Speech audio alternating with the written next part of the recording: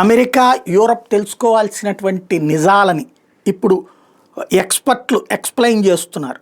ఏదైతే భారతదేశాన్ని ఏదో హింసించే దేశం కిందన, అమెరికా ఏదో బాధిత దేశం కిందన, భారతదేశం నుండి అమెరికాకేమో ₹100 ఉత్పత్తి చేస్తే ఎగుమతులు చేస్తే అమెరికా నుండి ₹40 దిగుమతులు చేసుకుంటుంది, ₹60 ₹40 గ్యాప్ ఉంది అన్నటువంటిది ఏదైతే ట్రంప్ చెప్పుకొస్తున్నాడో అది పచ్చి అబద్ధం అన్న విషయాన్ని explain చేసుకొస్తున్నారు ఎక్స్పర్ట్లు. American ఎక్స్పర్ట్లే.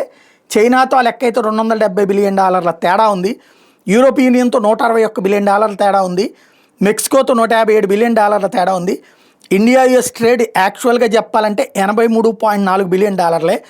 US services exports ఇండియాకి $41.8 బిలియన్ ఉంది. అదే సందర్భంలో అమెరికాకి $41.6 బిలియన్ ఉంది. రెండు దాదాపుగా సేమ్ టు సేమ్ ఉన్నాయి. లేకపోతే only India US defence trade మాత్రమే వాస్తవంగా చెప్పాలంటే 2000కు ముందు 0, అమెరికా నుంచి ఏం కొనేది కాదు. కానీ ఇప్పుడు $22 బిలియన్ 2024 నాటికి అంత పెంచింది భారతదేశం. ఇప్పుడు దాన్ని చెడగొడుతున్నటువంటిది ట్రంప్ అన్నటువంటి విషయాన్ని లెక్క చెప్పుకొస్తున్నారు.